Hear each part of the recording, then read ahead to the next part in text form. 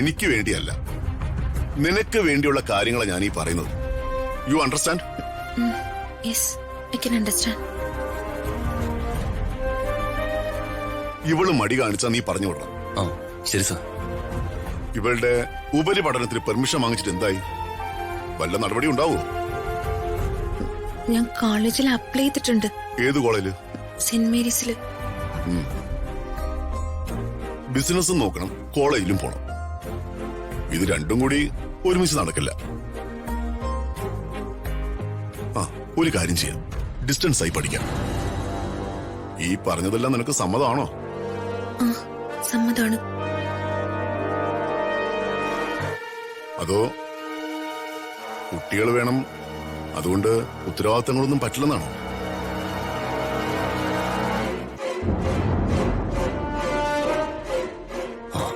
അല്ല, രണ്ടുപേരോടും കൂടിയേ ചോദിച്ചു. അങ്ങനെ ഒരു പ്ലാൻ ഇല്ല. എങ്ങനെയുള്ള പ്ലാൻ ഇല്ലെന്ന്? അപ്പൊ കുട്ടികൾ വേണ്ടേ? ഇപ്പൊ വേണ്ടെന്ന ഉദ്ദേശിച്ച. ദാമ്പത്യ ജീവിതവും കുടുംബവും ഒക്കെ ആവുമ്പോ കുട്ടികൾ വേണം, എന്നാലേ അത് പൂർണ്ണമാവും. അങ്ങനെയുള്ളപ്പോ കുട്ടികൾ വേണ്ടാന്ന് പറയാൻ കാരണം? അത് എനിക്ക് കുറച്ചുകൂടി പഠിക്കണം. മാത്രമല്ല, ഏറ്റെടുക്കുന്ന ജോലികൾ ഭംഗിയായിട്ട് ചെയ്യാൻ വേണം.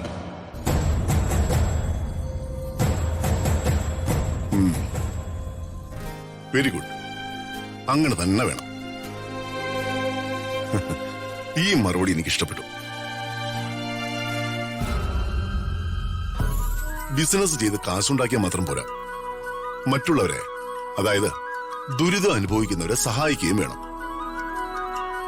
സൂര്യമംഗലത്തിന്റെ പാരമ്പര്യം അത്. നന്മയും കരുത്തുമുള്ള ഒരു മനസ്സോടി ഉണ്ടാവണം.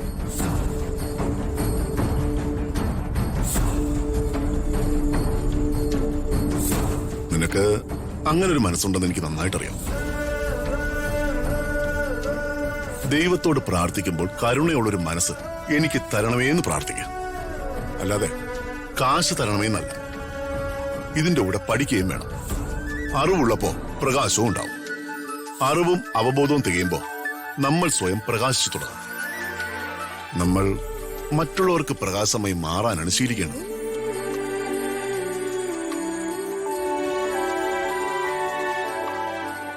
നിന്റെ ഭാര്യയതിനു ശേഷം എന്റെ മകൾക്ക് ചില മാറ്റങ്ങൾ വന്നിട്ടുണ്ട്.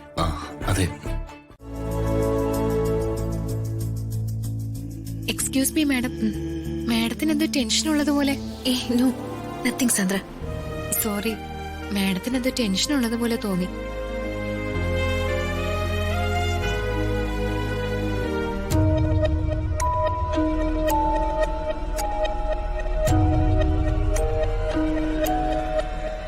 എന്റെ മനസ്സില് ഇപ്പോ ഉള്ള കാര്യങ്ങള് സാന്ദ്രയോട് തുറന്നു പറഞ്ഞാലോ?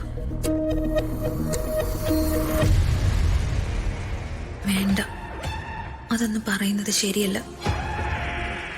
അത് പിന്നെയും കുഴപ്പത്തിലായല്ലോ.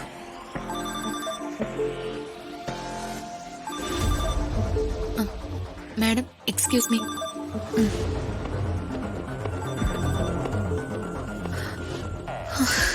ഈശ്വര,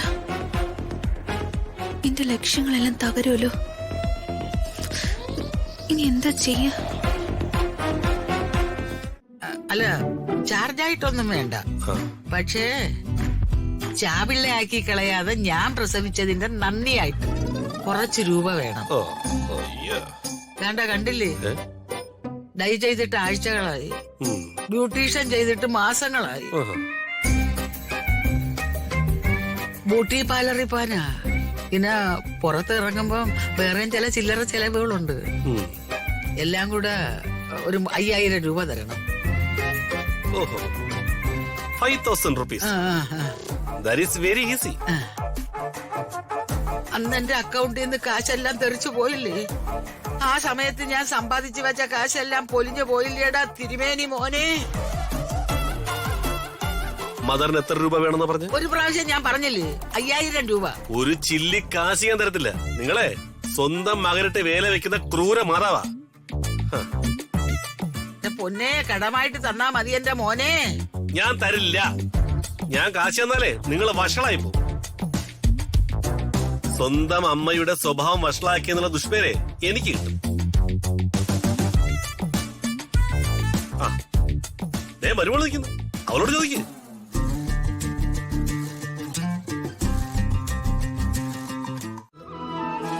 ഞാൻ പിന്നെ ഭക്തി മാർക്കറ്റിൽ തിരിഞ്ഞതോടെ ഈ TV കാണൊക്കെ ഞാൻ അങ്ങ് നിർത്തി. ഹോ, ഇതിന്റെ ശബ്ദം കേൾക്കുമ്പോഴേ ഇപ്പൊ എനിക്ക് കലിയ. ഞാനിനി എങ്ങനെ ഗെയിം കളിക്കും? അമ്മയുടെ ഫോൺ തരോ എനിക്ക് ഗെയിം കളിക്കാൻ?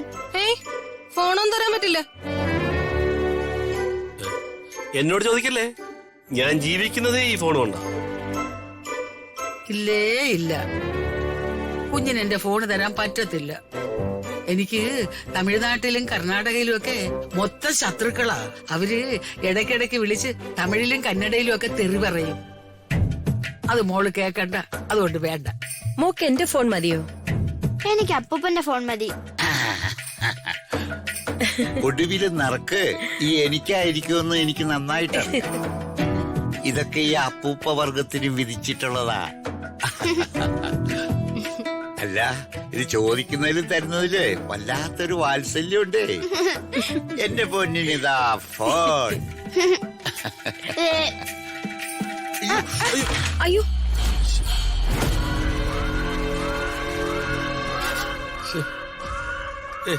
എന്താ മോളെ ഇത്? സൂക്ഷിച്ചു വാങ്ങിക്കണ്ടേ? നശിപ്പിച്ചല്ലോ നീ.